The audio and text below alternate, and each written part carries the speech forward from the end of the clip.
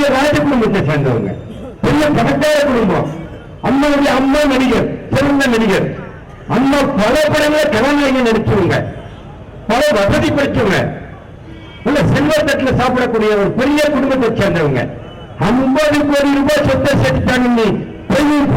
Case போட்ட இன்னைக்கு சாதாரண ஒரு 50 கோடி இருக்கக்கூடிய மேலில் இருக்கக்கூடிய ஒவ்வொருத்தரும் ஒவ்வொருத்தரும் 100 கோடிக்கு அதிபதி. மேல இருக்கிறவங்க தனிப்பட்ட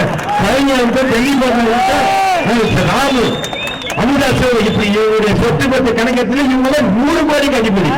அந்த நாட்டிலே எவ்வளவு பெரிய நடிகர் அவங்க மேல பொய்க்கேற்றப்பட்ட 50 கோடி ரூபாய் ஊழல் சொல்லிட்டு குமாரசாமி எப்படி தீர்ப்பு கொடுத்தார்? அவன் மனிதன் 50 கோடி ஊழல் கொடுத்து டிஸ்மிஸ் பண்ணி அம்மாவை நிரபராதின் கோர்ட்ல கொடுத்துட்டாங்க. இன்னொன்னு பலகை என்று சொல்கிறார்கள். புகைப்பிடித்தல் உடலுக்கு கேடு என்று சொல்லி பலகை வைக்கின்றதா?